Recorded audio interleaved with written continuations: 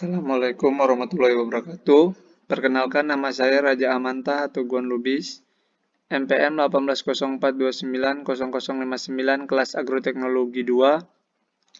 Di sini saya akan mempresentasikan mata kuliah budidaya tanaman tembakau, kopi, dan teh. Presentasi yang saya tampilkan berjudul budidaya tanaman tembakau. Baik saja, kita langsung masuk ke materinya. Sejarah tanaman tembakau. Nicotiana tabacu diduga berasal dari Amerika Selatan atau Amerika Utara. Ditemukan pertama kali oleh Columbus pada tahun 1492. Mula-mula tanaman tembakau ditanam di Eropa dan digunakan sebagai tanaman hias di Portugal, Perancis, dan akhirnya Florence. Pada tahun 1558 sampai 1568, Jean Nicot de Villamain membawa biji-biji tembakau ke negerinya dan kemudian ditanam sebagai tanaman obat-obatan. Tembakau dibawa masuk ke Indonesia oleh sejarawan kolonialisme Barat, setidaknya awal abad ke-16. Tembakau di Indonesia, khususnya dari Sumatera, menjadi primadona penggemar cerutu di Eropa. Berbagai jenis tembakau dengan berbagai kegunaan diusahakan di Indonesia, baik oleh rakyat maupun oleh perusahaan. Tembakau yang diproduksi di Indonesia antara lain tembakau musim kemarau, VOR-OGST atau VO, yaitu bahan untuk membuat rokok putih dan rokok karetek. Tembakau musim penghujan, NaOOGST, NO, yang jenis tembakau yang dipakai untuk bahan dasar membuat cerutu maupun cigarillo. Selain itu juga ada jenis tembakau hisap dan kunyah. Pada tahun 2018, nilai ekspor rokok dan cerutu meningkat 2,98% dibandingkan tahun sebelumnya, sebesar 900,4 juta US dollar.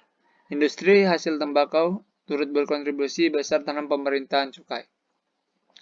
Pada tahun 2018, penerimaan CHT sebesar 152 triliun atau berkontribusi sebesar 95,8% dari total pendapatan cukai yang sebesar 159,6 triliun. Angka penerimaan CHT pada tahun 2018 meningkat 3,5% dibandingkan tahun sebelumnya sebesar 147,7 triliun.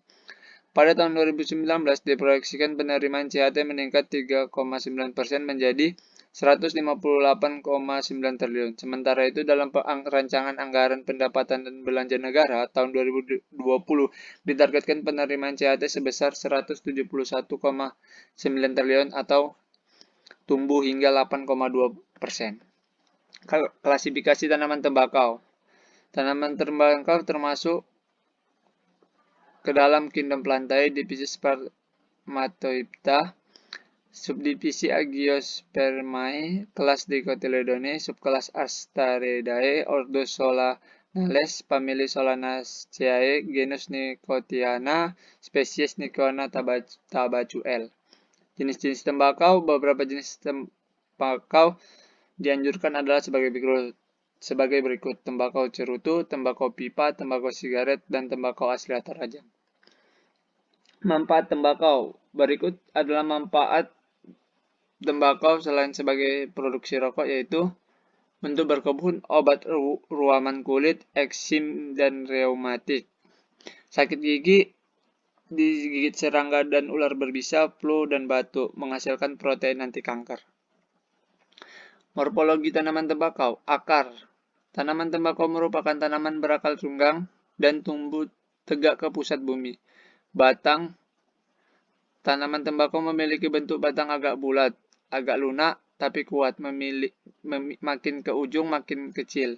Daun tembakau berbentuk bulat, lonjong atau oval, atau bulat, tergantung pada varietasnya. Bunga tanaman tembakau berbunga majemuk yang tersusun dalam beberapa tandan, dan masing-masing tandan berisi sampai 15 bunga. Buah. Tembakau memiliki bakal buah yang berada di atas dasar daun dan terdiri atas dua ruang yang dapat membesar. Tiap ruang berisi bakal biji yang sangat banyak sekali. Syarat tumbuh tanaman tembakau. Iklim. Tanaman tembakau pada umumnya tidak dikehendaki iklim yang kering ataupun iklim yang basah. Tanaman tembakau memiliki sistem perakaran yang relatif dangkal, namun sangat peka terhadap drainase yang kurang baik, sehingga persediaan air yang cukup di dalam tanah sangat diperlukan. Pembibitan dan penanaman. Lokasi pembibitan. Pilih lokasi yang ada sumber air bersih untuk memudahkan penyiraman. Kebutuhan bibit untuk benih yang daya kecambah lebih dari 90%. Kebutuhan air per kubik adalah 0,10 gram. Pengolahan tanah dan pembuatan bedengan. Pengolahan tanah yang baik 3 kali pencangkulan atau pembajakan dengan interval 1-2 minggu, kemudian di sekeliling tanah pertanaman dibuat got dan saluran pembuangan. Pemupukan bedengan. Pupuk kandang dicampur merata dengan tanah permukaan bedengan 2 minggu sebelum benih ditabur. Pupuk SP36 sebanyak 35-70 gram per milimeter kubik diberikan 4-5 hari sebelum benih ditabur lalu disiram. Disinfeksi persemaian. Untuk mencegah patogen di persemaian, bedengan diinfeksi dengan larutan turasi CuSO4 konsentrasi 2% setiap meter kubik. Bedengan disiram dengan 0,5 liter larutan paling lambat 2 hari sebelum benih ditabur. Penaburan benih. Cara penaburan benih ada 2 macam, yaitu cara kering dan cara basah.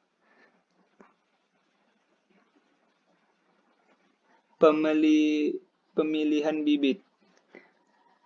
Penyiraman, hardening, penjarangan, pemupukan.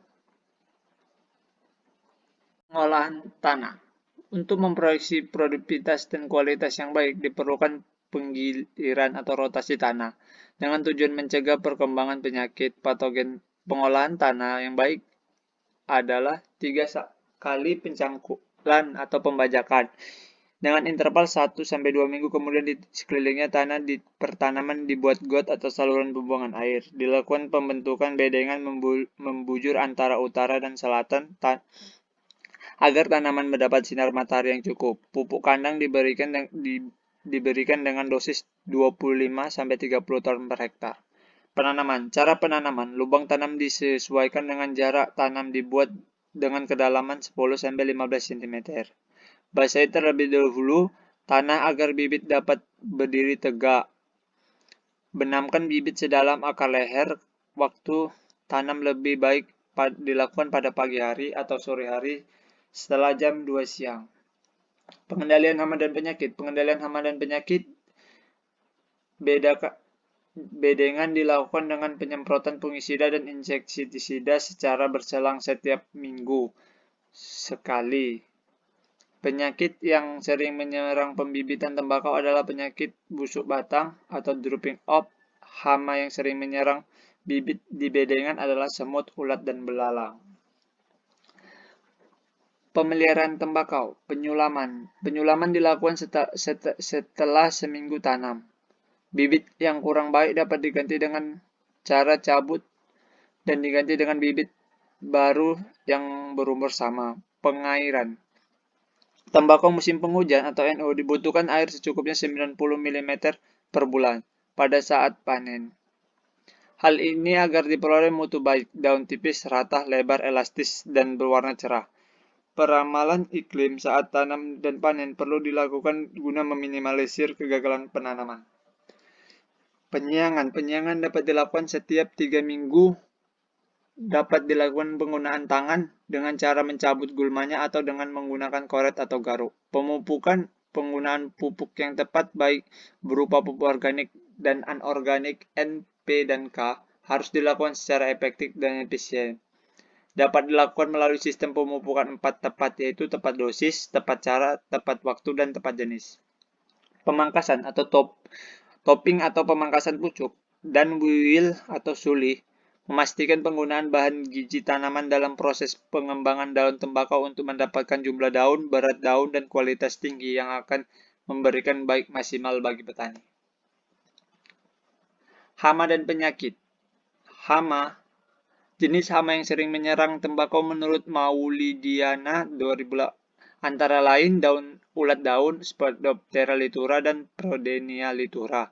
kutu tembakau Mizun persicyae, kutu putih Bemisia tabacigen, nematoda Melodegine sp, penyakit rebah cambah, penyakit lanas, penyakit kerumu, busuk daun, dan layu bakteri. Panen dan pasca panen. Panen adalah suatu tahap yang sangat penting diperhatikan dalam mendapatkan kualitas panen yang tinggi. Adapun yang harus dilakukan sebagai berikut. Kematangan daun, seragam daun proses penanaman, penanganan daun hasil panen. Ciri tembakau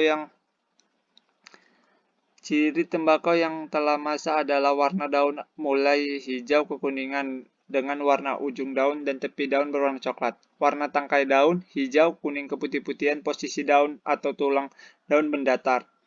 Dan kadang-kadang pada lembar daun ada bintil-bintil coklat sebagai lambang ketuaan.